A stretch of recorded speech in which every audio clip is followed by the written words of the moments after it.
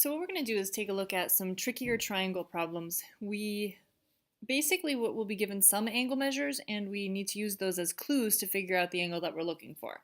So in this first example, if you take a look, what I see right here is a triangle. And in that triangle, I know two of the angles are 87 degrees and 38 degrees. So to find this angle inside that's missing, I can take 180 and subtract out the 87 and the 38 that I already know in the triangle, and that leaves me with 55 degrees. And now the second thing that I see that's a clue is this little box here in this angle, and so that tells me that this angle is 90 degrees. And I already know part of it is 55, so if part of it's 55 and the whole thing has to be 90, the little piece that I'm missing has to be 35 degrees. And now what that does is it kind of gives me a little bridge into this triangle right here.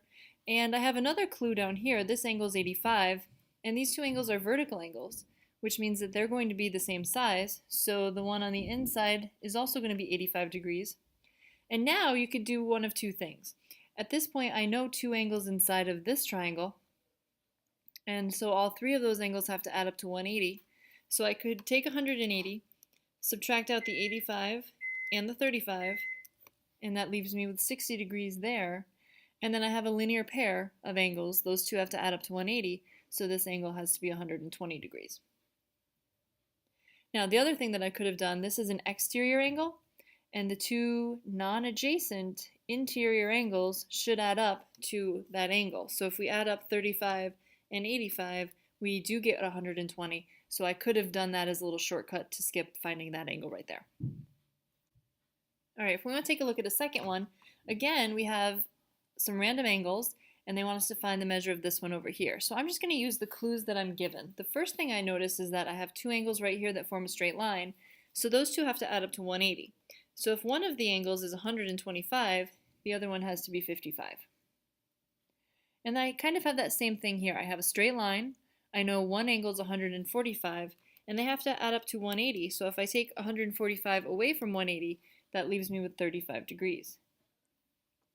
And now I know two angles inside of this triangle. I can find the third angle, so 180, and I take out the two angles I know, take out the 55 and the 35, and that leaves me with 90 degrees.